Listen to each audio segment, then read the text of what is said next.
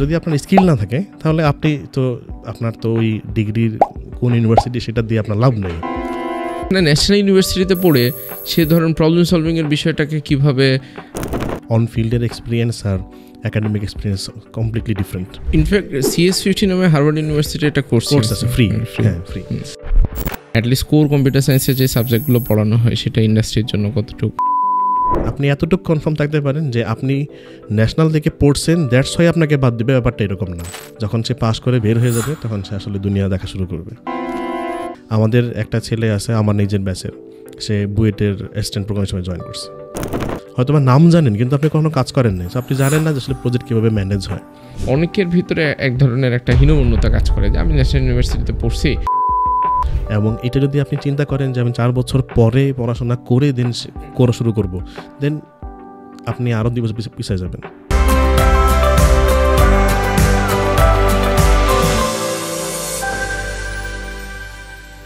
Usually যে ঘটনাটা ঘটে যে ন্যাশনাল ইউনিভার্সিটির সাথে প্রবলেম সলভিং বিষয়টা মানুষজনের অনেকের জন্য হজম করা বা অ্যাবজর্ভ করা। ইনফ্যাক্ট ন্যাশনাল ইউনিভার্সিটির ভিতরে যে কম্পিউটার সায়েন্স বা এই টাইপের সাবজেক্টও পড়ানো হয়, আমারও আসলে কিছুদিন আগ পর্যন্ত অত ভালো ধারণা ছিল না। অবশ্যই এটা ভালো জিনিস না, বাট আমার ধারণা ছিল যে এটা হয়তো পাবলিক ইউনিভার্সিটি, প্রাইভেট ইউনিভার্সিটি এবং ডিপ্লোমার মধ্যে কম বেশি ঘোরাফেরা করা, বাট ন্যাশনাল ইউনিভার্সিটির ভিতরে হয়তো বা এই টাইপের জিনিসপত্র নাই। But for the very first time যখন আমরা ফাইট্রন থেকে এই তেজগাঁও কলেজে প্রোগ্রাম করলাম এবং আমরা ওখানে একটা হ্যাকাথনও করছিলাম, এবং ওই যখন তেজগাঁও কলেজের সাথে কাজ করা স্টার্ট করলাম তখন থেকে বেসিক্যালি আমি জানা শুরু করছি যে ন্যাশনাল ইউনিভার্সিটির আন্ডারও কম্পিউটার সায়েন্স আছে। অ্যান্ড দেন আপনার সাথে যখন প্রথম কথা হইলো স্যার, তখন কথাসূত্রে আসলো যে 48টা কলেজ আছে বাংলাদেশে, কিছু কম বেশি হয়তো বা হইতে পারে, সেখানে ন্যাশনাল ইউনিভার্সিটির আন্ডারে স্টুডেন্টরা কম্পিউটার সায়েন্সে ব্যাচেলার করে।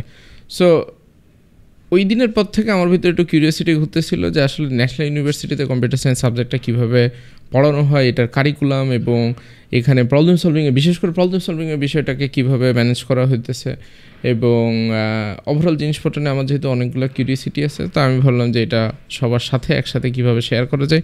এই কারণে সৌদ স্যারকে এখানে ইনভাইট করা।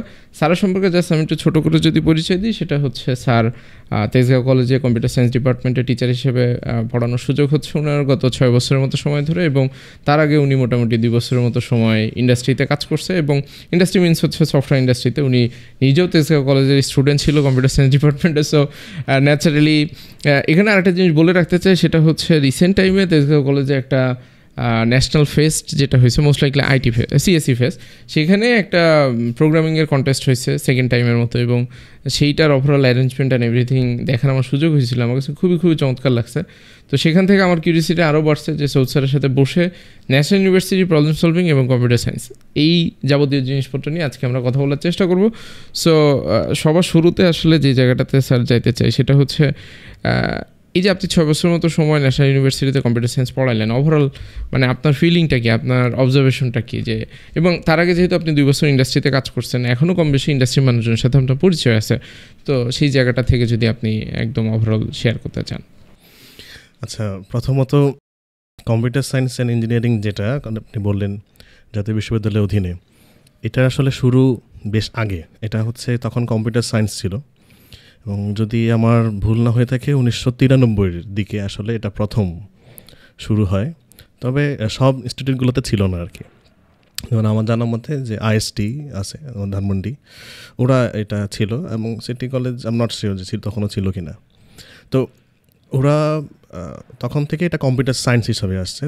দেন মাস্টার্সও শুরু হয়েছে 96-97 দিকে, অ্যান্ড 2005-06 সালের দিকে এটাকে আসলে কম্পিউটার সায়েন্স অ্যান্ড ইঞ্জিনিয়ারিং হিসাবে এটাকে আসলে ট্রান্সফার করে ফেলা হয়েছে। বাট এখন মানুষের খুব বেশি এটা নিয়ে আসলে তেমন একটা আইডিয়া নেই।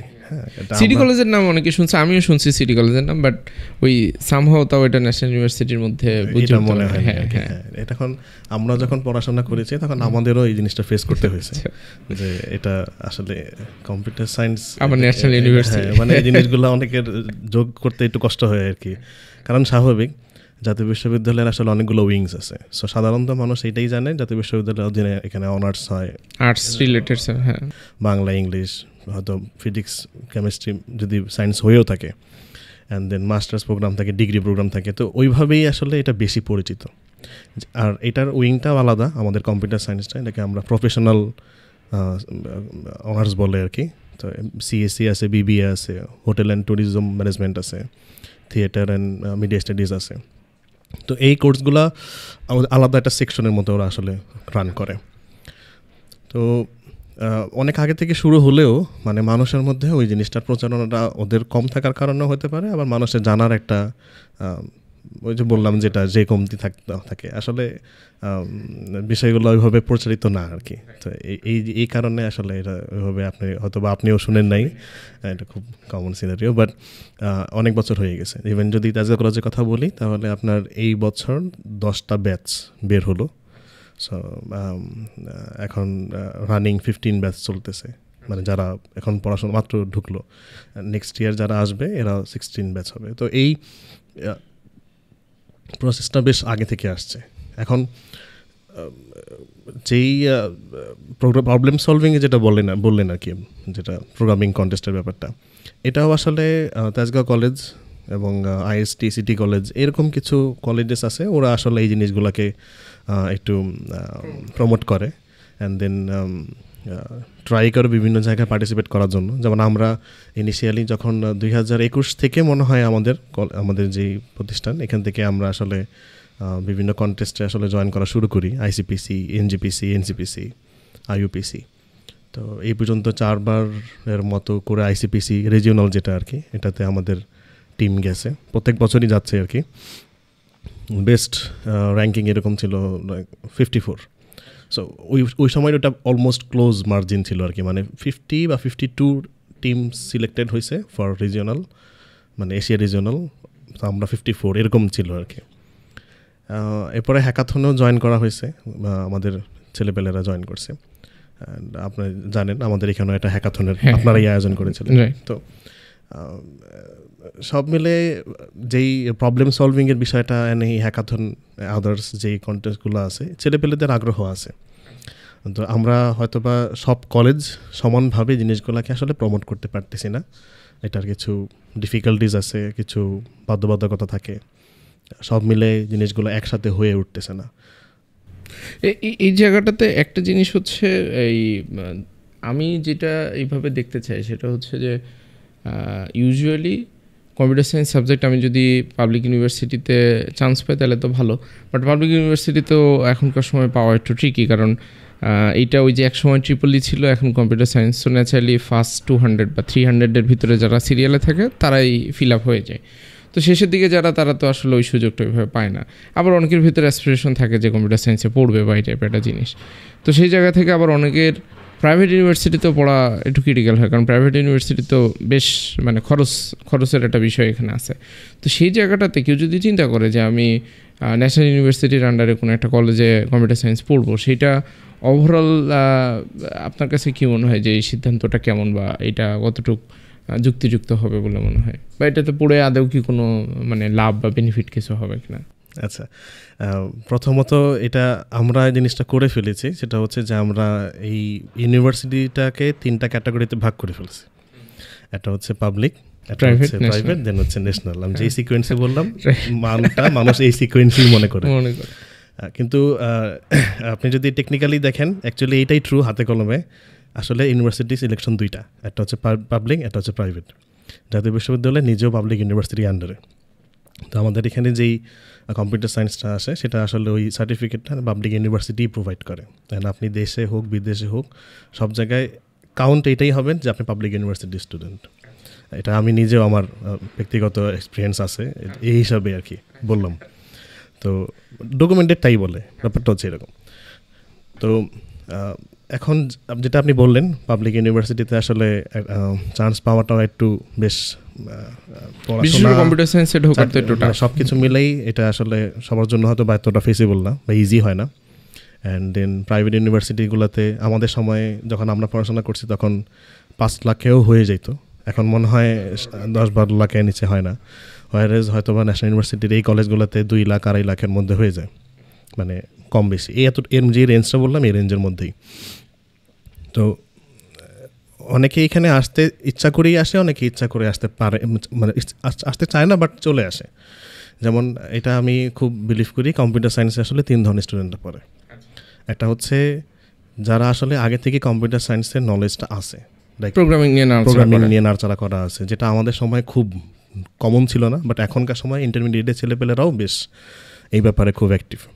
আইসিটি আসার পরে হোক বা সাবজেক্ট আসার আগে হোক বা পরে, এর মধ্যে আগ্রহ আছে। HTML, CSS, C প্রোগ্রামিং এগুলো নিয়ে অনেক আগ্রহ আছে। আমি আমাদের ফ্রেশার ব্যাচ যারা আসে এটা থেকে এরকম স্টুডেন্টরাও পাই যারা জাভা স্ক্রিপ্ট নিয়ে কাজ করে, হ্যাঁ, তো ডেভেলপমেন্টে ঢুকে গেছে আগেই এরকম আর কি। তো এটা একটা আছে। দেন সেকেন্ড ক্যাটাগরি একটা স্টুডেন্ট আছে যারা হচ্ছে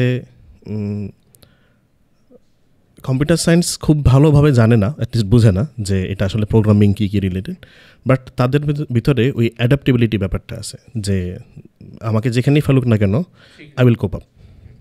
এটা হিউম্যান নেচারের মধ্যে তার একটা বিশেষ থাকতে পারে। সো এরা ওইখানে আসে, দেন তারা ভালোই করে।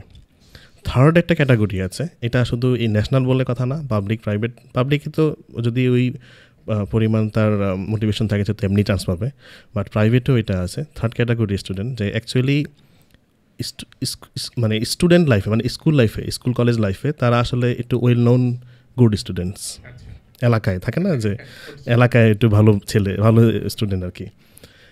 তো যখন ওই অ্যাডমিশন ফেস যেই সিজনটা যখন শেষ হয় বা ওই সময়টাতে যখন তার হয়তো বা খুব ভালো একটা সাবজেক্ট আসে নাই এনিহাও, দেন তাকে আসলে কোনো একটা ভালো সাবজেক্টে পড়তে হবে। এটা হচ্ছে যে ফ্যামিলিরও একটা ব্যাপার থাকে, মান সম্মান বিষয় থাকে, সমাজের একটা রেকগনিশনের ব্যাপার থাকে। তো তখন খোঁজে যে কোনটা অ্যাকচুয়ালি এখন বর্তমানে রানিং চলতেছে। এটা শুধুমাত্র সিএসসির ক্ষেত্রে না, এটা ভিভিএর ক্ষেত্রেও হয়েছে বা একটা সময়টাতে বাজারে কোনটা চাকরির ডিমান্ড ভালো। দেন এটা এর আগে ত্রিপলির ক্ষেত্রেও ছিল। তো এই জিনিসের কারণেও অনেকে কম্পিউটার সায়েন্সে চলে আসে, অ্যান্ড দেন আসার পরে হয়তো বা এখানে আসলে ওইভাবে তার কোপ আপটা আসলে ওইভাবে হয় না, কারণ তার তো আগে থেকে ওই সে তো জানে না যে ভিতরে ঢুকলে কী পাওয়া যাবে। ঢোকার পরে দেখলে যে এখানে আসলে এটা আমার সাথে ঠিক যাচ্ছে না, সো তাকে আসলে একটু কষ্ট করে তখন রান করতে হয় অথবা সে ড্রপ করে। তো এটা খুব কমন সিনারিও। তো পাবলিকের যেই ব্যাপারটা এটাতে হচ্ছে এখান থেকে যে ড্রপ করে, কিন্তু আপনি যদি একটু খোঁজ নিয়ে দেখবেন যে বুয়েটে এরকম স্টুডেন্টস অনেক থাকে যারা আসলে ড্রপ করে। এবং এটা এরকম না যে পড়াশোনা তার মধ্যে হচ্ছে না এরকম, বাট তার হয়তো কোনোভাবে যাচ্ছে না। সো এই জিনিসটা আমাদের পাবলিকেও আছে, প্রাইভেটেও আছে, আমাদের ন্যাশনালও আছে। ন্যাশনালে ধরেন 3 to 5% এমন স্টুডেন্টস থাকে যে আমি আসলে অন্য কোথাও চাকরি করি, I just need a degree and I need A certificate. তো এখানে কোন জায়গায় ক্লাস না করে পরীক্ষা দিয়ে আমি এটা ডিগ্রি নিতে পারবো, এরকম ছেলেপেলেও থাকে।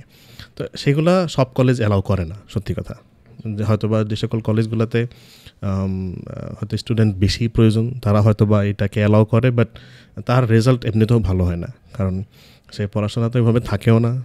অ্যান্ড যেহেতু এখানে আরও কিছু একাডেমিক স্ট্রাকচার্স আছে, লাইক ধরেন ইনকোর্স নাম্বার, প্র্যাকটিক্যাল নাম্বার, এগুলো তো তার আসলে ওইভাবে ভালো পাওয়ার কথা না, কারণ সে ক্লাস করে না, তার পারফরমেন্স ভালো না।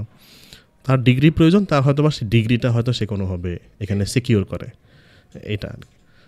বাট আপনি যদি ওইভাবে হিসাব করেন যে পাবলিক ভার্সেস প্রাইভেট, সেই হিসাবে আমি বলবো জাতীয় বিশ্ববিদ্যালয় হচ্ছে একটু খরচের দিক দিয়ে একটু cheap way to get a computer science and engineering degree.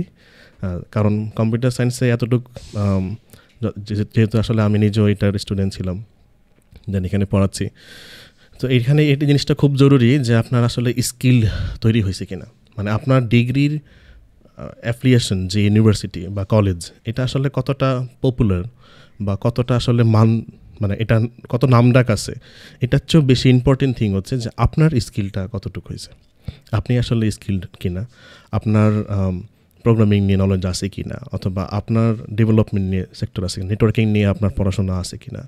আপনি স্কিলড না হলে আপনাকে আপনার কলেজের ডিগ্রি বা আপনার ইউনিভার্সিটির নাম দেখে আসলে আপনাকে কেউ কিন্তু চাকরি দেবে না, কারণ ইন্ডাস্ট্রি আপনার কাছ থেকে আপনার ডিগ্রি বা আপনার ইউনিভার্সিটির যেই নামটা সেটা এক্সপেক্ট করে না, সে এক্সপেক্ট করে if they can make money through you, আপনি তাদের জন্য ইনকাম করে আনতে পারবেন কি না। সো যদি আপনার স্কিল না থাকে তাহলে আপনি তো আপনার তো ওই ডিগ্রির কোন ইউনিভার্সিটি সেটা দিয়ে আপনার লাভ নেই। সো এই জিনিসটাতে আসলে আমাদের মেইনলি ফোকাস থাকা উচিত। সেই হিসাবে জাতীয় বিশ্ববিদ্যালয় is not a bad choice, কিন্তু আপনার নিজের মোটিভেশন থাকতে হবে। এই মোটিভেশনের জায়গাটাতে স্যার একটা বিষয় হচ্ছে কি যে আমরা কিন্তু আমাদের পরিবেশের দ্বারা অনেকখানি প্রভাবিত হই। তো ন্যাচারালি যেটা হয় যে আমি যখন ন্যাশনাল ইউনিভার্সিটিতে পড়তেছি, এটা মানে হয়তো অনেকের কাছে কথাটা পছন্দ হবে না, বাট জিনিসটা এরকম যে এখানে যে সমস্ত স্টুডেন্ট ঢুকে ন্যাচারালি সবাই প্রবলেম সলভিং বা এই টাইপের জিনিসপত্রের বিষয়ে দেখা যায় অত বেশি একটা আগ্রহ থাকে না, এবং যেই কলেজে পড়তেছে ওই কলেজে হয়তো বা এটা নিয়ে ওইরকম কোনো মানে চিন পরিচয় নাই, কোনো কন্টেস্ট হয় না, এগুলো নিয়ে কোনো কথাবার্তা হয় না। ক্ষেত্রে বিশেষে অনেক টিচারও হয়তো বা ওই শুধুমাত্র একাডেমিক যতটুকু পড়াশোনা আছে সেটার মধ্যে এটা সীমাবদ্ধ, বাট এই টাইপের যে একটা জিনিস করা যায় বা প্র্যাকটিস বা এটাও যেটা শেখার মাধ্যম হতে পারে সেটার ব্যাপারে অত বেশি একটা নাই আর কি, ওই জায়গায় পরিবেশটাই নাই। তো সেখানে ন্যাশনাল ইউনিভার্সিটিতে পড়ে সে ধরুন প্রবলেম সলভিংয়ের বিষয়টাকে কীভাবে অ্যাটলিস্ট নিজের চর্চার মধ্যে নিয়ে আসতে পারে, কারণ আলটিমেটলি দিন শেষে আপনি কম্পিউটার সায়েন্সের স্টুডেন্ট বলে যদি নিজেকে পরিচয় দিতে চান, টু সাম এক্সটেন্ট অল্প কিছু মানে কন্টেস্ট না করলেও কিছু প্রবলেম আপনার সলভ করা মানে ফরজ একটা কাজের মতো হয়ে যায় আর কি। এখানে আপনি আসলে কি বলতে চান? এখানে আসলে দুইটা বিষয় আছে। একটা হচ্ছে ইউনিভার্সিটি মানে যে কলেজগুলো বললেন, ইনস্টিটিউটগুলো বললেন, এটার একটা পরিবেশের ব্যাপার আছে। তো এই পরিবেশটা সব জায়গায় আসলে খারাপ এটা বলা যাবে না, কিন্তু সব জায়গায় হয়তো বা এই জিনিসটা ওয়েল প্রমোটেড না। এখন এরকম হয় যে ধরেন আপনি একটা ফেস্ট অথবা আপনি একটা প্রোগ্রামিং কন্টেস্ট হোয়াটএভার আপনি চাচ্ছেন অ্যারেঞ্জ করতে, কিন্তু আপনার এই অ্যারেঞ্জ করতে হলে আপনার কিন্তু আপনার নিজের স্টুডেন্টদের সক্ষমতার ব্যাপারটা আপনাকে ইনক্রিজ করতে হবে, এবং এটা পসিবল যদি আসলে আপনি এখানে ফোকাস করেন।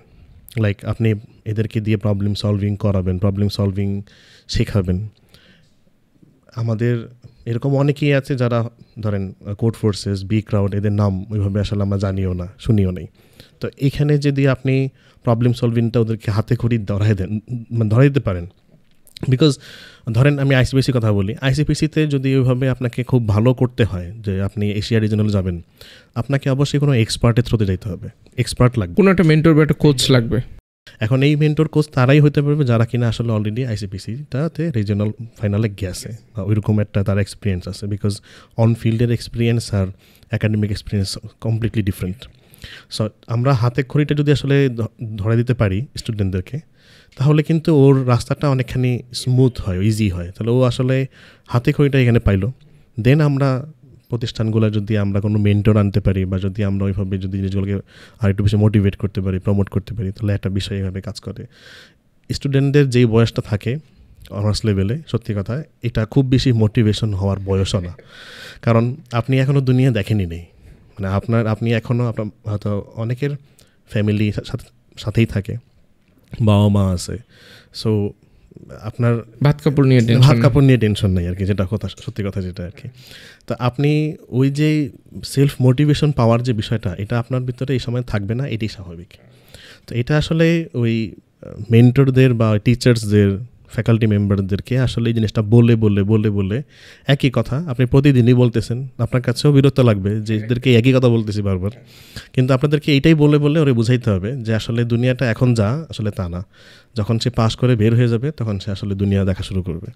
সো যদি এখন থেকে সে এটার প্রিপারেশন না রাখে, তাহলে ওই সময়টাতে গিয়ে আসলে আপনি সাকসেস পাবেন না। অ্যান্ড দেন আপনি ইউনিভার্সিটিগুলো থেকে স্টুডেন্ট মানে বের হবে ঠিকই, কিন্তু ওই পরিমাণে স্কিল না। তো এই জায়গাটাতে আমি জাস্ট একটু ইন্টারাপ্ট করে একটা জিনিস অ্যাড করে দিতে চাই, সেটা হচ্ছে যারা অলরেডি ন্যাশনাল ইউনিভার্সিটিতে পড়ে, ধরেন তেজগাঁও কলেজের বিষয়ে আমরা যেটা দেখি যে প্রবলেম সলভিং বা এটা সেটা নিয়ে আপনি এবং অন্যান্য টিচার সবাই মিলে এখানে একটা চেষ্টা করেন, বাট সব কলেজে তো এই পরিবেশ নাই। এখন আমাদের এই কথাবার্তা শুনতেছে এরকম আছে যে হয়তো বা ঢাকার বাইরে কোনো একটা কলেজে সে কম্পিউটার সায়েন্সে পড়াশুনো করে, এখন তার কলেজের ভিতরে ওই পরিবেশ বা তাকে ওই বারবার বলারও এরকম লোকজন নাই, চারপাশে নাই।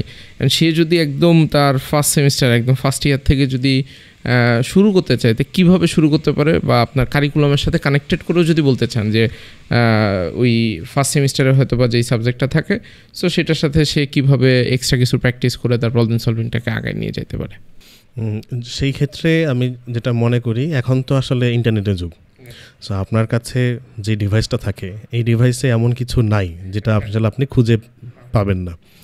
তো যদি আপনি গুগল করেন, আপনি ইউটিউব দেখেন, কোর্সেরা আছে, বিভিন্ন ধরনের অনলাইন প্ল্যাটফর্মস আছে আমাদের এখানে, প্রোগ্রামিং হিরো আমরা জানি।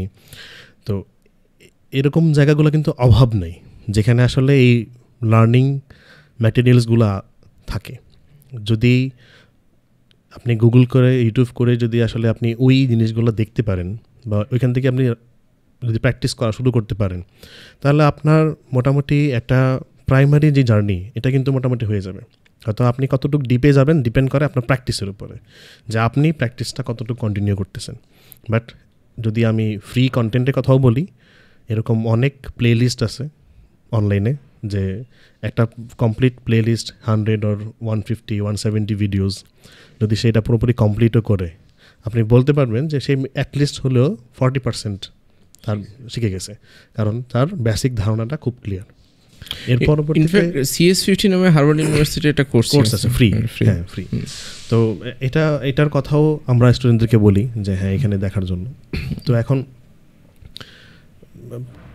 একটা ইস্যুস থাকতে পারে, এটা মানে আমি যেটা ফিল করি ইন কম্পিউটার সায়েন্সে দেখছি আর কি, আমাদের স্টুডেন্টগুলোও দেখছি যে হয়তো বা তারা আসলে ইন্টারমিডিয়েট বাংলা সেকশন থেকে আসে, তো ইংলিশটাতে একটু তাদের উইকনেস কাজ করে ফর হয়তো বা 1-2 সেমিস্টার।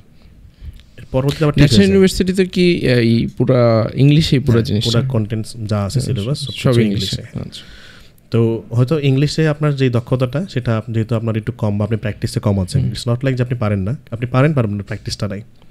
তো সেই কারণে প্রথম 1-2 সেমিস্টার আসলে আপনাকে একটু ব্যাক পাইতে হয় যে হ্যাঁ একটা ইংলিশ গুছাইয়া লেখা, একটা জিনিস পড়া, যে কীভাবে আছে এটা মিনিংটা বোঝা। যে কারণে আসলে আমি তখন বলি না যে বই থেকে পড়তে অথবা আর্টিকেল পড়তে, ব্লগ পড়তে। হ্যাঁ, সেই ক্ষেত্রে সবচেয়ে ভালো বুদ্ধি এইটাই, যদি সে আসলে ইউটিউব দেখতে পারে তাহলে সেইখান থেকে আসলে বেশ ভালো একটা নলেজ গেদার করতে পারবে।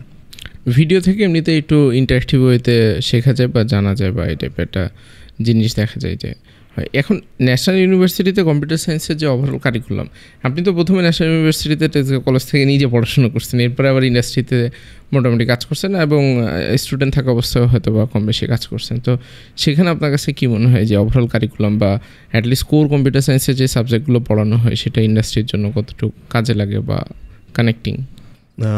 যদি আমি আমার সময় থেকে কথা বলি, আমার সময় থেকে যেই কন্টেন্টসগুলো ছিল, যেই কোর্সেসগুলো ছিল, সেগুলা ওই সময়ের তুলনায় গুড। বিকজ আমি ধরেন 2000 এটা বলতেছি 9-10 কথা, তার 2-1 বছর আগে থেকে আসলে এই সিলেবাসটা মডিফাই করা হয়েছে। সো ওই টাইমগুলোতে যেই কন্টেন্টগুলো আমরা পড়তাম বাংলাদেশের তুলনায়, বাংলাদেশের যদি আমরা ম্যাচ করি আর কি কনটেক্সটে, সেই ক্ষেত্রে দ্যাট ওয়াজ গুড। কিন্তু কম্পিউটার সায়েন্সের ইভলভিংটা খুব দ্রুত হচ্ছে। সো আপনি দেখবেন বছরে বছরে নতুন নতুন কন্টেন্টস আসতেছে। হয়তোবা কথার কথা আমাদের সময়গুলোতে আমরা কল্পনাও করতে পারি নাই যে ChatGPT নামে কিছু জিনিস বাংলাদেশে না পৃথিবীতে আসতে পারে। ChatGPT আসার পরে এরকম মনে হলো যে এটার মতো করে আসতে পারে, এরকম আর কেউ টক্কর দেওয়াটা ডিফিকাল্ট, কারণ এখানে পলিটিক্যাল কিছু ব্যাপার আছে, ইন্টারন্যাশনাল পলিটিক্স যেটা বলে আর কি। এখন সেটা আরেকটা চলে আসছে, ডিপসিক। সো এই যে ইভলভিংটা এটা কিন্তু খুব রাতারাতি হচ্ছে, মানে আপনি ওই সময়কার তুলনায় চিন্তা করলে এখনকার ইভলভিংটা খুব দ্রুত। সেই তুলনায় আমি মনে করি না যে কম্পিউটার সায়েন্সের যে কোর্স কারিকুলামগুলো, এটা not only in national university, সব জায়গায় কন্টেন্টগুলো খুব দ্রুত ওইভাবে আসলে ইভলভ হচ্ছে। কারণ এই কন্টেন্টগুলো যদি ইভলভ করতে হয় আপনাকে 2-3 বছর পরে বোর্ড বসাতে হবে, বোর্ড বসায় আপনাকে ওই সিলেবাসগুলোকে আপনার চেঞ্জ করতে হবে, যেটা আসলে আমি মনে করি কম্পিউটার সায়েন্সের অ্যাঙ্গেল থেকে, মানে ডিগ্রি অ্যাঙ্গেল থেকে বলে না, যেই প্রতিষ্ঠানগুলো বলেন তাদের পক্ষে এটা ফিসিবল না যে 2-3 বছর পর এরা আসলে বুঝবে না। এটা অন্য সাবজেক্টে তো এরকম হয় না স্যার। হ্যাঁ, মানে এভাবে বসেও না, এত ফ্রিকোয়েন্টলি চেঞ্জ হয় না। তো এইটা মনে হয় হয়তো ল্যাকিংস বলা যাবে না, বাট একটা ড্রব্যাক আছে। স্টুডেন্টদেরকে ওই জিনিসটা আসলে বুঝতে হবে। যেমন আমাদের সময়গুলোতে data mining, machine learning, deep learning, reinforcement learning, এগুলো আমরা নামও ঠিক মতো শুনি নেই। আমরা ওই AI পর্যন্তই ছিলাম। AI এর যে সুপারভাইজড আনসুপারভাইজড লার্নিং এই পর্যন্তই ঠিক আছে, কিন্তু এরপরে যেভাবে ইভলভ হচ্ছে এই জিনিসটা কিন্তু এখন আপনি শুধুমাত্র একটা ফাউন্ডেশন কোর্স AI দিয়ে কিন্তু আপনি কমপ্লিট করতে পারবেন না। মেশিন লার্নিং চালাতে হবে, পড়াইতে হবে, ডাটা মাইনিং পড়াইতে হবে। সো দ্যাটস ওয়াই এই জায়গাগুলোতে মনে হয় একটু ল্যাকিংস আছে। এটা চাইলে যদি প্রতিষ্ঠান চায় তাহলে এইগুলোকে আসলে আলাদা করে এটা কোর্সের মাধ্যমে, আলাদা কোনো কোর্সের মাধ্যমে হোক বা একটা ফাউন্ডেশন কোর্স হিসাবে হোক, বা স্টুডেন্টরা যদি নিজেরা যদি এটা নিয়ে পড়াশোনা করতে চায় সেক্ষেত্রে তাদের রিসোর্স খুঁজে হোক নলেজটা গেদার করতে হবে। তো স্টুডেন্টরা তো চিন্তা করে যে ক্লাসরুমে তাকে টিচার সব কিছু পড়াই দিবে এবং সে যা সার্টিফিকেটটা নিয়ে সে তার ওই যেখানে চাকরি বাকরি করতে চায় ওখানে জমা দিবে, তারপর ডেস্কে বসে কাজ করা স্টার্ট করে দিবে। এখন প্রবলেম হতেছে যে যেহেতু কম্পিউটার সায়েন্সটা আমরা সবাই জানি, ওরাও বুঝে যে এটা সুপার ফাস্ট ওয়েতে আপডেট হইতে থাকে। একদিন আমরা ঘুমাবো, পরের দিন সকালে উঠে শুনবো যে এটা পুরো আবার 360 চেঞ্জ হয়ে গেছে। তো এইরকম একটা সিচুয়েশনে আর এমনিতে আর একটা বিষয় হচ্ছে আমাদের তো এমনিতে জাতিগতভাবে একটা স্বভাব বলা যেতে পারে যে আমরা অত বেশি একটা নতুন জিনিসপত্র শিখতে চাই না বা নতুন একটা প্রসেসের মধ্যে ঢুকবো। যেমন আমরা ছোটোবেলা থেকেই আপনি হাই স্কুল লাইফের কথা যদি চিন্তা করে দেখেন, আগের বছরে কোন কোশ্চেন আসছিল সেগুলো আমরা বেশি করে প্র্যাকটিস করি যাতে হচ্ছে কমন পড়ে। বাট আসলে তো টেকনিক্যালি নতুন নতুন কোশ্চেন আসার কথা ছিল এবং তাইলেই না আমাদের অ্যাকচুয়াল মেধার বিকাশ হয়তো বা হইতে পারতো। এই সিস্টেমের ভিতরে আমিও বড় হয়েছি, আমিও পরীক্ষা দিছি, মানে বিষয়টা এরকম না যে আমি ডিফারেন্ট কারিকুলাম থেকে আসছি। এখন বিষয় হতেছে স্যার যারা এই যে ক্লাসরুম থেকে হয়তো বা পুরো জিনিসটা পাচ্ছে না, আবার সে বের হয়ে বলতেছে ভাই আমি তো চাকরি বাকরি পাবো না, আমার তো এখন সব চেঞ্জ। কী করা উচিত? মানে আপনি নিজেও তো মানে আপনাদের সময় মানে সব সময় কিন্তু কিছু না কিছু চ্যালেঞ্জ থাকে, মানে প্রত্যেকটা সময়ের মানে প্রত্যেকটা এই যে যুগের একটা চ্যালেঞ্জ থাকে। তো সেই জায়গাটাতে ক্লাসরুম থেকে তো আসলে সব কিছু কম্পিউটার সায়েন্সে পাওয়া সম্ভব না। সেই জায়গাটাতে নিজেকে কীভাবে প্রিপেয়ার করে সে চাকরি বাকরির জন্য, এবং ক্ষেত্রে বিশেষ অনেকে চিন্তা করে যে 4 বছর ধরে পড়বো তারপরে আবার প্রিপারেশনে দেয়, এটা তো আসলে জটিল ইকুয়েশন। এই জায়গাতে যদি একটু বলতেন। আচ্ছা, এটা আসলে শুরু হয় হচ্ছে স্কুল লেভেল থেকে, যখন আসলে স্টুডেন্টরা টিচার দ্বারা আসলে ওইভাবেই নার্সিং হয় যে সব বুঝাই দিবে, এমনভাবে প্রিপারেশন করে হলে পাঠাবে যে সে শুধু পরীক্ষা অ্যাটেন্ড করলে পাস হবে। তো এটা আসলে ওদের দোষ না, কিন্তু ওরা দেখে আসছে ইন্টারমিডিয়েট পর্যন্ত যে আমরা এইভাবেই আসছি, আমাদেরকে সিলেবাস দেওয়া হয়েছে, আমাদের সাজেশন দেওয়া হয়েছে, সেটা কমন পড়ছে, আবার শর্ট সাজেশন হয়, আবার শর্ট সাজেশন। তো আমরা সেভাবে পরীক্ষা দিছি, এখান থেকে আমরা A+ পেয়ে গেছি। সো তাদের এক্সপেকটেশনটা এটাই থাকে যে মনে হয় পড়াশোনাটা এইভাবেই আসলে হবে, যেই ফেজে আমি যাব ওই ফেজে আমাকে ক্লাসরুমে টিচার্সরা এমনভাবে প্রিপেয়ার করে পাঠাবে যাতে করে আমি একদম ওয়েল সেট থাকি। কিন্তু এই ট্রানজিশনটা কমপ্লিটলি ডিফারেন্ট। SSC HSC যেরকম, এখান থেকে ইউনিভার্সিটির যে ট্রানজিশনটা এটা পুরোপুরি ডিফারেন্ট। এটা শুধুমাত্র এখানে না, সব জায়গায়। কারিকুলামের কাজ হচ্ছে আপনার ফাউন্ডেশন বেসিক যেটা, এটা স্ট্রং করে দেওয়া, যেটা আপনি ফাউন্ডেশনালি বুঝতে পারবেন। যেমন কথার কথা, এখানে অনেক ফাউন্ডেশন কোর্সেস থাকে, লাইক হয়তো স্ট্রাকচার প্রোগ্রামিং বলেন, ডিসক্রিট ম্যাথমেটিক্স বলেন, কম্পিউটার আর্কিটেকচার বলেন, এরা কিন্তু আসলে ডিরেক্টলি ইন্ডাস্ট্রিতে যে কোনো জায়গায় অ্যাপ্লাই হচ্ছে এরকম না, কিন্তু এটার একটা ফাউন্ডেশন আছে, যে ফাউন্ডেশনটা আপনাকে হেল্প করবে পরবর্তীতে লজিক বিল্ড আপের জন্য। আপনি হার্ডওয়্যারের দিকে যান, সফটওয়্যারের দিকে যান, আপনার কীভাবে আপনি প্রবলেম সলভিং করবেন, সো আপনার different structure, different ways of solving problems, যেখান থেকে আপনি চিন্তা করতে শিখবেন। কারণ আপনাকে শেখানো হয় চিন্তা করতে শেখানো ইউনিভার্সিটি বা কলেজগুলোতে বা প্রতিষ্ঠানগুলোতে।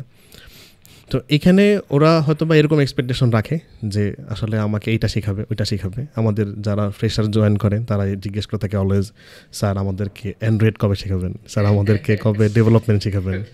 কিন্তু আসলে এটা যদি কারিকুলামে থাকতো তাহলে হয়তো বা শিখাইতো, দ্যাটস ট্রু, বিকজ কারিকুলামে থাকলে আপনাকে ওইভাবেই প্রিপারেশন নিতে হবে। কিন্তু কারিকুলামের কনসেপ্টটাই হচ্ছে এরকম যে আপনার বেসিক ফাউন্ডেশন ঠিক করবে। ইউ হ্যাভ টু চয়েস যে আপনি কি অ্যান্ড্রয়েডে যাবেন, না ডেভেলপমেন্ট ওয়েবে যাবেন, না আপনি নেটওয়ার্কিংয়ে যাবেন, এটা আপনার চয়েস করতে হবে। সো যদি আপনি প্রথম 1 বছর গেলে বা 2 বছর গেলে যখন আপনার ফাউন্ডেশন মোটামুটি একটা বেসিক লেভেলে চলে আসবে, তখন স্টুডেন্টদের করা উচিত কি যে ও বিভিন্ন ধরেন বিভিন্ন উইংস, বিভিন্ন সাবজেক্টস বলেন, পার্টিকুলারলি ডেভেলপমেন্ট বা অ্যাপ ডেভেলপমেন্ট বা এগুলো আসলে ও সার্ভে করবে, অথবা ও নিজে ঘুরে ঘুরে দেখবে যে এখানে আসলে কি হয়, এটাতে আসলে কিভাবে কাজ করে, এটার আসলে জব মার্কেট কেমন, বা এটাতে কি প্রসেসে কাজ করে, কোনটা ওকে টানে। কারণ সব মানুষই যে প্রবলেম সলভিং করবে নট নেসেসারি, সব মানুষের যে ওয়েব ডেভেলপমেন্ট করবে তাও নট নেসেসারি। সো নেটওয়ার্কিং করবে, সিকিউরিটি, সাইবার সিকিউরিটি বলেন, এগুলো যে সবাইকেই করতে হবে এরকম না, কিন্তু আপনি কোনটাতে ইন্টারেস্ট পাচ্ছেন সেটা হচ্ছে আপনার বড় বিষয়। সো আমাদের যেই বয়সটাতে স্টুডেন্টরা আসলে এই সার্চিংটা করবে যে আমি আসলে একটু ঘুরে ঘুরে দেখি, ঘাটায় ঘাটায় দেখি, এখানে যাই, ওখানে যাই, এখানে ওই ওয়ার্কশপ হচ্ছে, ওইখানে সেমিনার হচ্ছে, সেখানে গিয়ে জয়েন করি, শুনি কি বলে, পারি না পারি যাই, শুনি কি বলে। তো এই যে নলেজ গেদারিংটা এই বয়সটাতে তখন নিজের ভিতরে চলে আসে যে না, তখন থেকে তাদের কনসেপ্ট হচ্ছে যে জব পাইতে হবে। সো তারা আসলে তখন এটা অনেকে ফাইন্যান্সিয়াল ইস্যুর কারণেও হতে পারে, আবার সে নিজেও কারণও হতে পারে, পকেট মানি হিসাবে যেটাই হোক, যে সে আসলে একটা নন ট্র্যাকে জব করা শুরু করে দেয়। ফর এক্সাম্পল, সে হয়তো কম্পিউটার সায়েন্সে পড়তেছে, বাট সে আসলে জব করতেছে কল সেন্টারে। যে এক্সপিরিয়েন্স তার জন্য 1 পয়সারও ঠিক দাম দিবে না, মানে 4 বছর পাস করার পরে এটা তো রিলেভেন্সি নেই। আপনি এই এক্সাম্পল বা এই এক্সপিরিয়েন্স যদি আপনি আসলে আপনার সিভিতে দেনও, আপনার সিভি ওইখানে বাদ পড়ে যায়, কারণ তার রিলেভেন্ট কোনো এক্সপিরিয়েন্স না।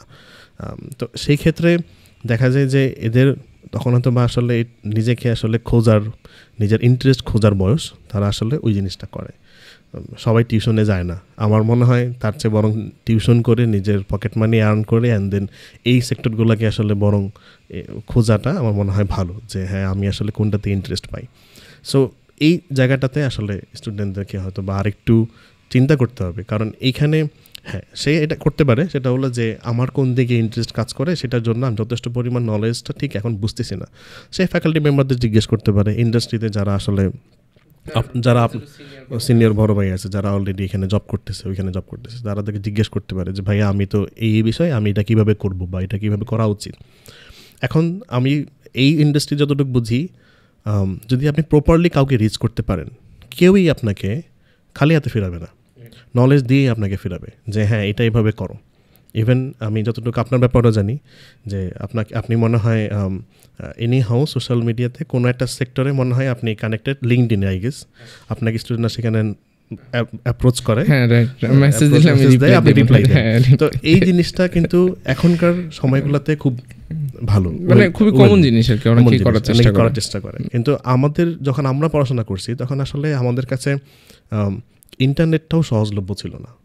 আমি 2009-10 কথা বলতেছি, হয়তো ধরেন 512 kbps। হ্যাঁ, আমরা ইন্টারনেট চালাইতাম, আমাদের কোনো এলাকাতে এরকম ছিল যে ব্রডব্যান্ড নাই, আমরা হচ্ছে মানে যেটা যে ওয়াইফাই বলে, ব্রডব্যান্ড নাই। অ্যান্ড দেন আমাদেরকে ইউজ করতে হলে বাংলা লায়ন ছিল, ওয়াইম্যাক্স ইউজ করতে হইতো ওই মডেমে। দেন এটা দিয়ে আমরা আনলিমিটেড, বাংলা লিঙ্কেরও ছিল, কিউবি ছিল, এগুলো দিয়ে আনলিমিটেড প্যাকেজ কিনতাম, but unlimited was not unlimited actually. ওইটাও একটা ব্যাপার আছে, নির্দিষ্ট ব্যান্ডউইথ চলে গেলে পরে দেন আপনি স্পিড কম পাওয়া শুরু করবেন। সো কম্পিউটার থাকতো না, অনেকের ল্যাপটপ ছিল না, ইন্টারনেট স্বল্পতা ছিল, ওই পরিমাণ কোর্সেস বা ওই পরিমাণ ইউটিউবে এত পরিমাণ ভিডিওজও ছিল না। তো তখন আমাদেরকে নোট করতে গিয়েও যে পরিমাণ আসলে হ্যাসেল পোহাতে হতো, এখন তো সেটা নাই বললেই চলে।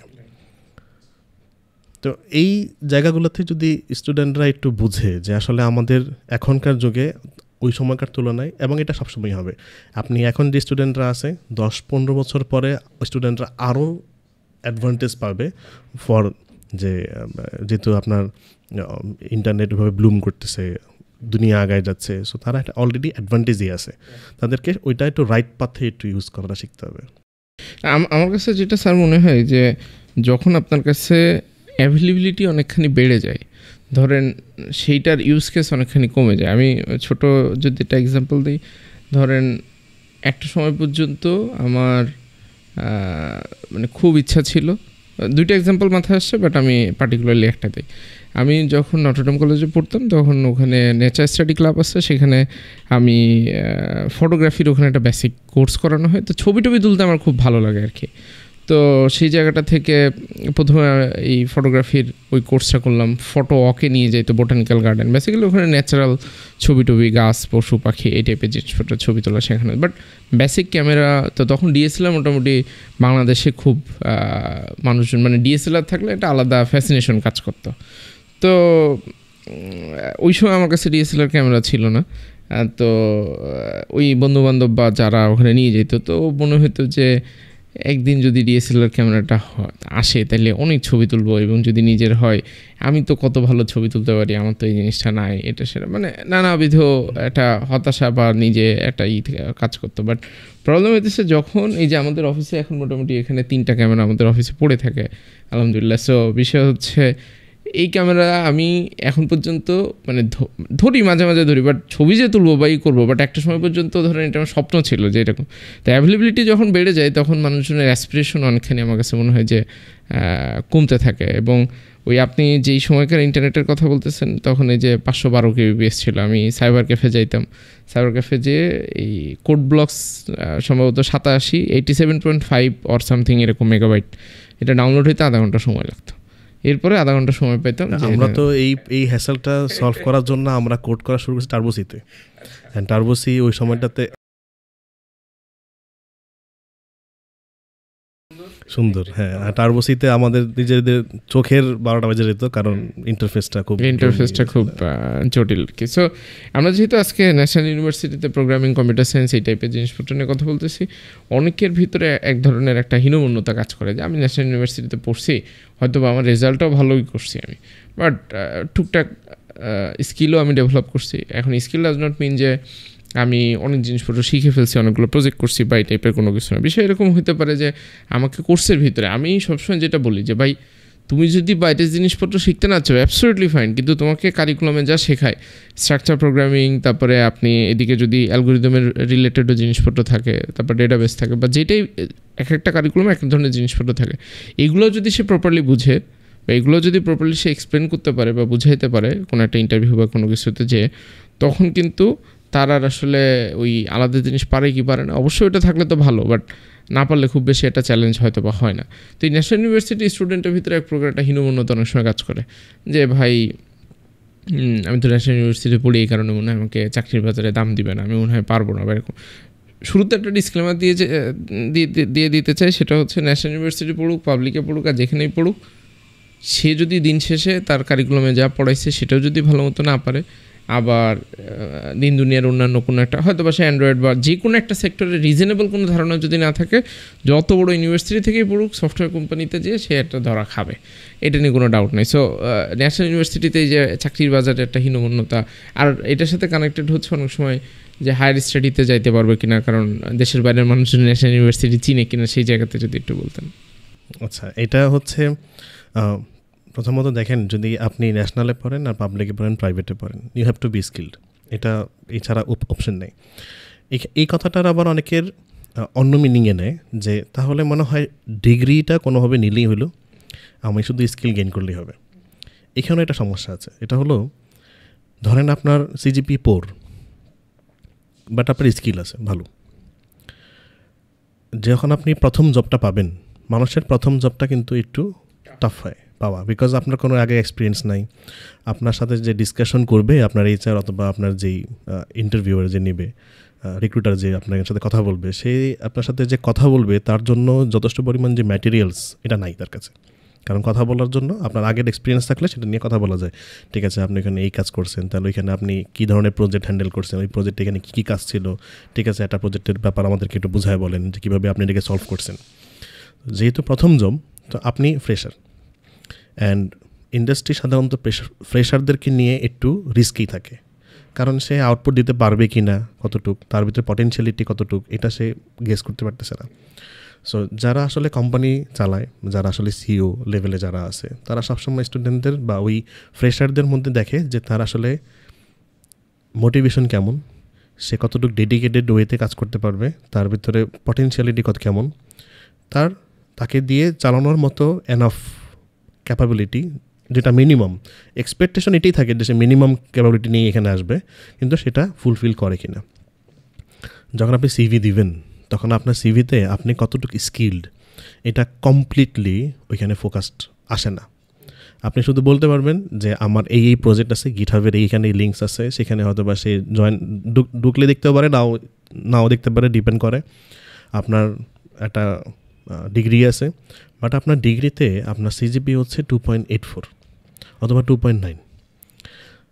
তো ইন্টারভিউয়ারের এরকম একটা জিনিস চলে আসে, যারা সিভিটাকে সর্টিং করে চলে আসে, যে স্টুডেন্ট গত 4 বছরে তার পড়াশোনায় আসলে ডেডিকেটেড না, তো তাকে যে আমি জব দিব, তাকে আমি জবটা তার কি পটেনশিয়াল চিন্তা করে দিব। তার সিজিপিএ কম, এখানে অনেক ফ্যাক্টরস থাকে। হইতে পারে সে ঠিকমতো ক্লাস করে নাই, ঠিকমতো পড়াশোনা করে নাই, ঠিকমতো ক্লাস করার জন্য সকালবেলায় ঘুম থেকে ওঠা জরুরি, তার মানে সে ঘুম থেকে উঠে নাই সকালবেলায়, যেটা এখনকার জেনারেশনে খুব কমন সমস্যা। তো যদি সে পড়াশোনা চলাকালীন সময় সকালে ঘুম থেকে উঠতে না পারে, তাহলে আমার এখানে সকাল 9টা বাজে অফিস করার জন্য কীভাবে ঘুম থেকে উঠবে? তো এই জিনিসটা থেকে তার উপরে একটা ব্যাড ইমপ্রেশন চলে আসবে। সে যে আপনাকে কল করবে যে হ্যাঁ ঠিক আছে তুমি আসো ইন্টারভিউ দেওয়ার জন্য, আপনার উপরে সেই ফেথ বা ট্রাস্ট অলরেডি ব্রোকেন, কারণ আপনি আপনার অ্যাকাডেমিক লাইফে ওই পরিমাণ এফোর্টটা দিতে পারেন নাই। So in my opinion, whatever you are doing, আপনি খুব ভালো করে করা লাগবে এমন কোনো কথা না। অনেকে বলে যে না, যেটা করো ভালো করে একটা করো। আপনি যদি মনে করেন যে ভালো করে একটা করার ব্যাপারে আপনার রিস্ক ফ্যাক্টর থেকে যায়, কারণ সবসময় আপনার লাইক আপনাকে সাপোর্ট করতে নাও পারে, বাট আপনি অ্যাটলিস্ট যা করতেছেন তা যথেষ্ট ভালোভাবে করার আপনার জরুরি।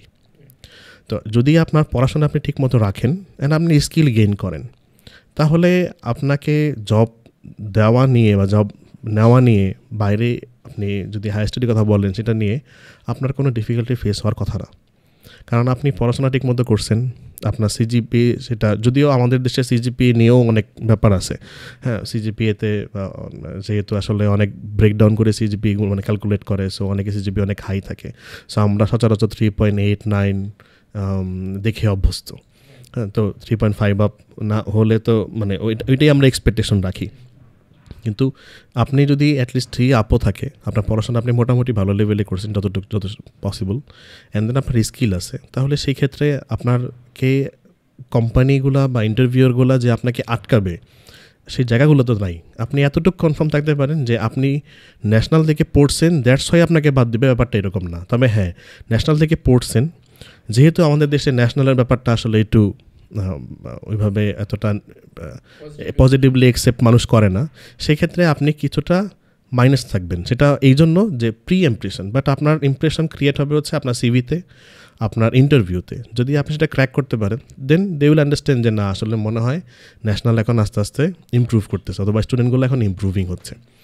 অ্যান্ড যদি আপনি বাইরের কান্ট্রিগুলোর কথা বলেন, যেখানে হায়ার স্টাডি, এখানে আপনার ন্যাশনাল হিসাবে যে ব্যাড ইমপ্রেশন সেটার সুযোগও নাই, কারণ ওরা তো আর আমাদের দেশের এডুকেশন সম্পর্কে এতটা নলেজ রাখেও না। ওরা এতটা জানে যে ন্যাশনাল ইউনিভার্সিটি হচ্ছে যে কোনো দেশের একটা পাবলিক ইউনিভার্সিটি। সো আপনি যখন এখানে অ্যাপ্লাই করবেন, ওরা এটাই ধরে নেবে যে আপনি পাবলিক ইউনিভার্সিটি স্টুডেন্ট। যেমন অনেক দেশে এটা খুব কমন দেখতেছি ইদানিং, যে কিছু কিছু বাংলাদেশের প্রাইভেট ইউনিভার্সিটিগুলোকে ওরা ব্ল্যাক লিস্ট করে ফেলতেছে কোনো ইউনিভার্সিটিগুলোতে। সেখানে হয়তো বা ওরা কারিকুলামগুলোতে হয়তো বা মিসম্যাচ পাচ্ছে, অথবা ডিফারেন্ট ইস্যুস। সেটার ক্ষেত্রে এই যে ভয়টা যে আমার ইউনিভার্সিটিকে ব্ল্যাক লিস্ট করে দেবে কিনা, সেটা সুযোগ আসলে নাই, কারণ আলটিমেটলি আপনি পাবলিক ইউনিভার্সিটি স্টুডেন্ট। তো যদি কেউ ভাবে যেতে চায়, তাকে তো পড়াশোনাটা ঠিকমতো করতে হবেই। এখন হায়ার স্টাডি করতে গেলে আপনার রিসার্চ পেপার দরকার, আপনার আর্টিকেলস দরকার, আপনি গবেষণা কোর্স পারেন কি না, বা আপনার গবেষণা করার মতো এনাফ ক্যাপাবিলিটি আছে কি না। এটা তো ধরেন অনেকে জিআরই দেয় যদি ইউএসএ যেতে হয়। তো এই ধরনের ক্যাপাবিলিটি কতটুকু, আপনার কতটুকু পটেনশিয়াল আছে, সেইগুলো দেখে আসলে আপনাকে সে নেবে। ন্যাশনালের জন্য আপনি বাদ পড়বেন না, বাদ পড়বেন আপনার নিজের অবহেলার কারণে হয়তো বা আপনি বাদ পড়তে পারেন, সেটা অন্য বিষয় না। ইনফ্যাক্ট ন্যাশনাল ইউনিভার্সিটিতে পড়ুক আর যেখানে পড়ুক, একটা বিষয় হচ্ছে রেজাল্টের জায়গাটা আমার কাছে মনে হয় যে 3 বা 3.5 এরকম একটা জায়গাতে কেউ যদি রেখে, সে আইদার প্রবলেম সলভিং করুক অথবা কোনো একটা স্কিল ডেভেলপমেন্ট করুক, মানে কিছু একটা করুক যেটা দিয়ে তার যে প্রিভিয়াস এক্সপিরিয়েন্সটা নাই সেটাকে কিছুটা হলেও ব্যাকআপ দেওয়া যায়। যেমন আপনার ক্ষেত্রে আমি যতটুকু ধারণা যে কলেজে থাকা অবস্থাতেই তো আপনি মনে হয় পার্ট টাইম বিভিন্ন খুচরা কাজ কাম করছেন, এবং সেগুলো কি টেকনোলজি রিলেটেডই তো ছিল। তো এই জায়গাটাতে আমার কাছে মনে হয় যে প্রথম সেমিস্টার থেকে কেউ যদি চিন্তা ভাবনা করে যে আমি এখন থেকে টাকা ইনকাম করবো না। আপনি শুরুতে একটা কথা বলতেছিলেন, একটা বিষয় হয় কি যে আমরা স্কুল কলেজে যখন থাকি, তখন যেমন আমার যতটুকু মনে পড়ে যে হাই স্কুল লেভেল পর্যন্ত আমাকে বাসা থেকে প্রথমে শুরু হয়েছে 2 টাকা, 5 টাকা, তারপরে 10 টাকা, মানে শেষ 10 টাকাতে মনে হয় শেষ করছি, অথবা 20 টাকাতে শেষ করছি। বাট এখন তো আসলে সময়ের সাথে সাথে এটা বাড়ছে। হঠাৎ করে আমরা যখন ইউনিভার্সিটিতে উঠি, তখন ন্যাচারালি আমাদের বন্ধুবান্ধব বিভিন্ন ধরনের সার্কামস্টেন্সেসের কারণে আমাদের তখন দিনে হয়তো বা 100 টাকাতেও হয় না ক্ষেত্র বিশেষে।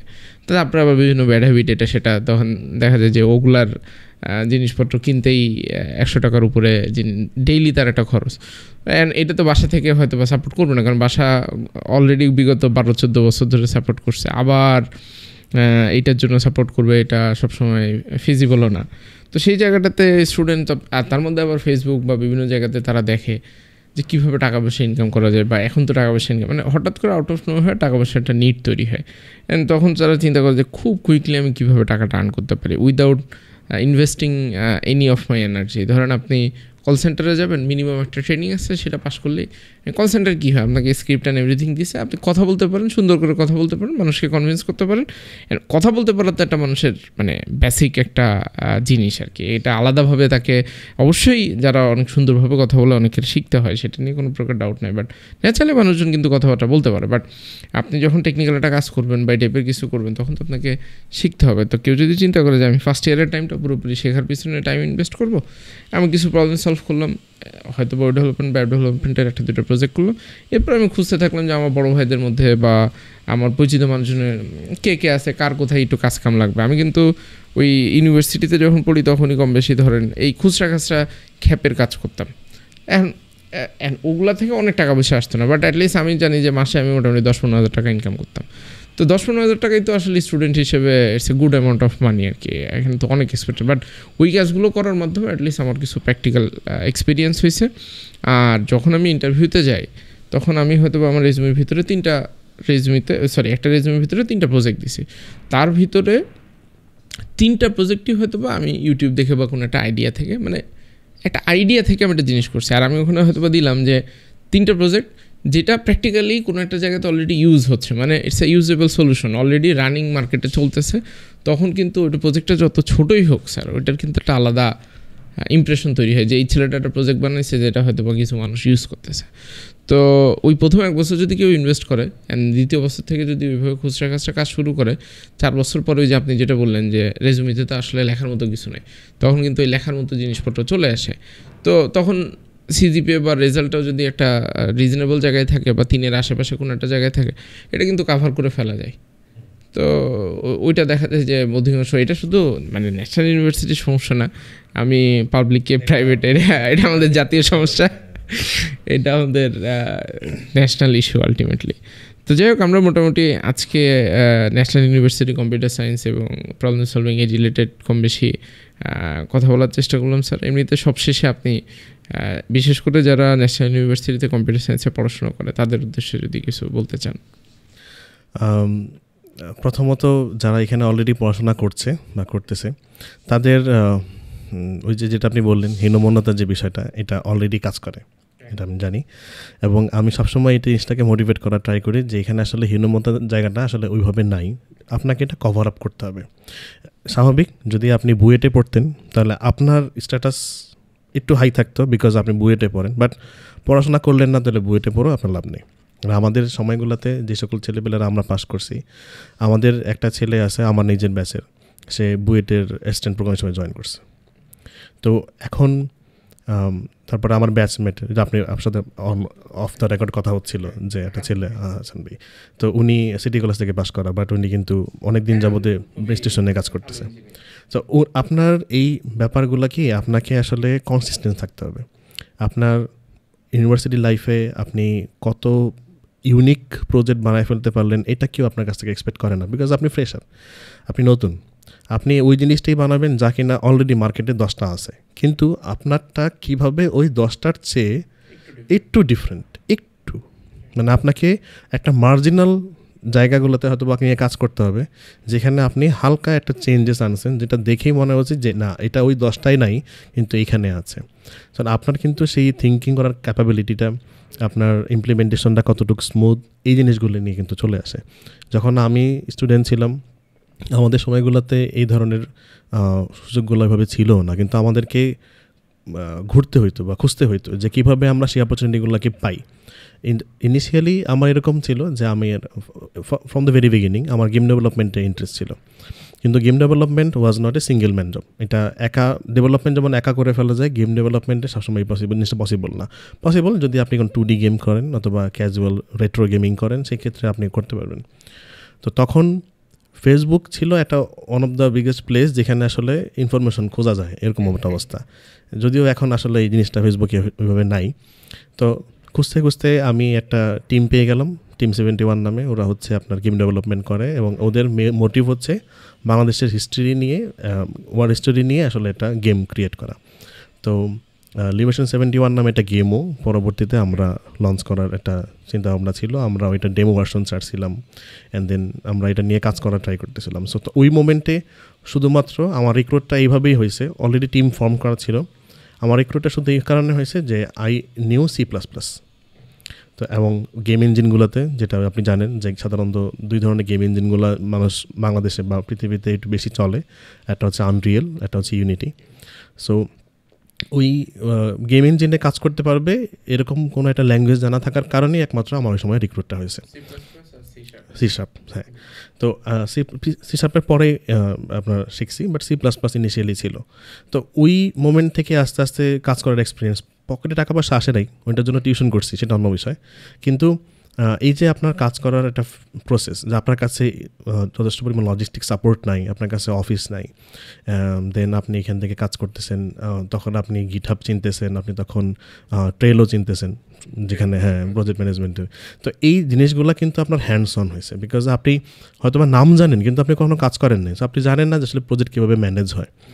তো এই জিনিসগুলো খুব স্ক্র্যাচ থেকে দেখা হয়েছে। দেন এখান থেকে আমরা তখনকার সময়গুলোতে আমরা ওই মিডিয়া কভারেজও পাইছি, ইন্ডিপেন্ডেন্ট নিউজ আমাদেরকে, টিভি যেটা, ওরা আমাদেরকে নিয়ে কভারেজও দিছিল, রেডিও কভারেজ ছিল। সো এনিহাউ এটা পরে আসলে আমরা আর কন্টিনিউ করতে পারি নাই, সেটা বিভিন্ন পলিটিক্যাল বিষয় ছিল। কিন্তু ওইখান থেকে যে একটা লার্নিং আসছে, রিয়েল লাইফের একটা লার্নিং, ওইটা আসলে আমাকে পরবর্তীতে সফটওয়্যার ইন্ডাস্ট্রিতে যখন আমি জয়েন করি তখন এটা আমাকে হেল্প করছে। কারণ আমি অলরেডি তখন খুব লো লেভেল থেকে আসলে বিষয়গুলো জানি যে প্রজেক্ট কীভাবে বিল্ড হয় এবং কীভাবে আসলে জিনিসগুলো বাই ফেজে আসে। তো এই জিনিসটা আপনাকে নিজের সেলফ মোটিভেটেড হয়ে চিন্তা করতে হবে যে আমি শুধু, আপনাকে স্কোপ খুঁজতে হবে যে কোথায় আসলে কাজ হয়, সেখানে কি আমি ফ্রিতেই কাজ করলাম। যেমন যারা গ্রাফিক ডিজাইনার, কিন্তু এটা কম্পিউটার সায়েন্সের সাথে এটা কানেক্টেড না, তো আমরা এরকমও দেখছি যে গ্রাফিক ডিজাইনারদেরকে এরকমভাবে বলা হয় যে বিভিন্ন, যখন সে কাজ শিখে গেছে, বিভিন্ন কোম্পানিগুলোতে নক করে আমি আপনার জন্য ফ্রিতে লোগো তৈরি করবো, you don't need to pay me, have to pay me, আপনি শুধু আমাকে পারমিশন দেন, আমি আপনাকে একটা লোগো বানিয়ে দেব। তো এই যে কাজটা, এটা কিন্তু আপনার পকেটে টাকা পয়সা আসে নাই, বাট আপনার এই যে করতে করতে আপনার ভিতরে একটা স্কিল ডেভেলপ হবে যে আপনি করলেই না ভালো কিছু বানাবেন, তাই না? আপনি যদি সব কিছু জানেন থিওরিটিক্যালি, বাট আপনি কোনোদিন কিছু বানান নাই, তাহলে কিন্তু আপনার first projects they will not be so good. And আপনি যখন কাজ করতে করতে যখন আপনার ওই বিষয়টা চলে আসবেন, তখন আসলে আপনি একটা লেভেলে চলে আসবেন যখন আপনাকে কোম্পানিগুলো, ইন্ডাস্ট্রিগুলো এভাবে হায়ার করবে। এবং এটা যদি আপনি চিন্তা করেন যে আমি 4 বছর পরে পড়াশোনা করে দেন করা শুরু করব, দেন আপনি আরও 2 বছর পিছিয়ে যাবেন ফর শিওর। কারণ আপনার ওপেনিং করা কথা সেকেন্ড ইয়ারে বা ফার্স্ট ইয়ারে, অ্যাটলিস্ট সেকেন্ড ইয়ারে কম করে হলেও, কিন্তু আপনি ওপেনিং করছেন পাস করার পরে। দ্যাট টাইমে আপনি কি এখন বিয়ে শাদী করবেন, চাকরি বাকরি করবেন, না আপনার ব্যাংক ব্যালেন্স, মানে সব কিছু খুব হজবরল মেসি হয়ে আছে। তো এই জিনিসটা যদি আপনি ওই টাইম থেকে শুরু করতে পারেন তাহলে আপনার জন্য ভালো। সো এখনকার যারা স্টুডেন্টস, এদেরকে পড়াশোনা বাদ দিয়ে না, পড়াশোনাটা ঠিক রেখে দেন সেকেন্ড ইয়ার থেকে অ্যাটলিস্ট এই জিনিসটা করা উচিত যে কোথায় আমার ইন্টারেস্ট কাজ করে, সেখানে আমি কী কী জিনিস করতে পারি।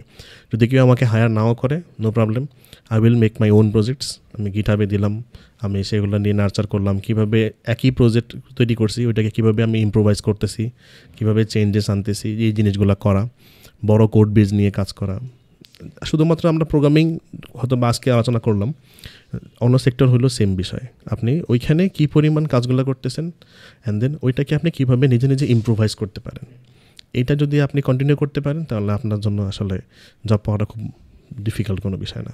ইনফ্যাক্ট একটা জিনিস হচ্ছে কম্পিউটার সায়েন্সের একটা খুব সুন্দর বিউটি আছে স্যার, সেটা হচ্ছে আপনি যখন পড়াশোনা করতেছেন ঠিক ওই সময়টাতেই শিখতে পারেন, নিজে সফটওয়্যার ইঞ্জিনিয়ার হিসেবে কাজ করতে পারেন।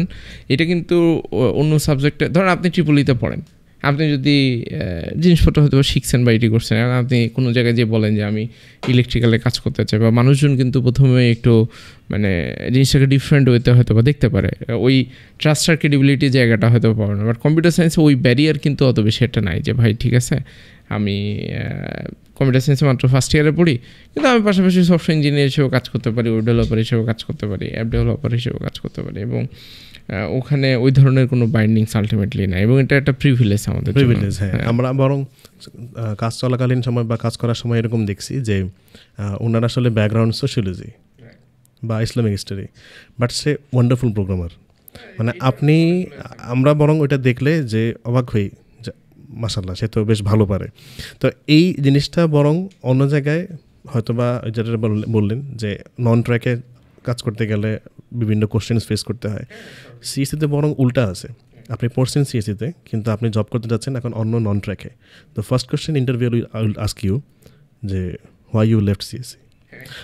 আপনি তো এই লাইনে ছিলেন, আপনার তো এই লাইনে ভালো অপরচুনিটিস আছে, আপনি এটা ছেড়ে এখানে কেন আসছেন, বা আপনি কেন এইচআরে আসছেন, কেন হয়তো ম্যানেজমেন্টে আসছেন, এই বিষয়গুলো। তো আপনাকে উল্টা কোশ্চেন ফেস করতে হবে যে হোয়াই ইউ লেফট ইট। তো এইটা কিন্তু আমাদের এখানে কিন্তু কম্পিউটার সায়েন্সে এই বিষয়টা ওইভাবে আসলে কাজ করে। সো ধন্যবাদ sir, thank you for your time. আজকে মোটামুটি ভালোই আমরা ডিসকাশন হলো। তো সবার উদ্দেশ্যে জাস্ট একটা জিনিস শেয়ার করতে চাই যে ন্যাশনাল ইউনিভার্সিটি কম্পিউটার সায়েন্স এবং এই প্রবলেম সলভিং এই রিলেটেড যদি কারো কোনো কোশ্চেন থাকে, feel free to share in the comment section. আমরা চেষ্টা করবো পরবর্তীতে এই কোশ্চেনগুলোর অ্যান্সার করার জন্য। আজকের মতো এখানে বিদায়, আল্লাহ হাফেজ।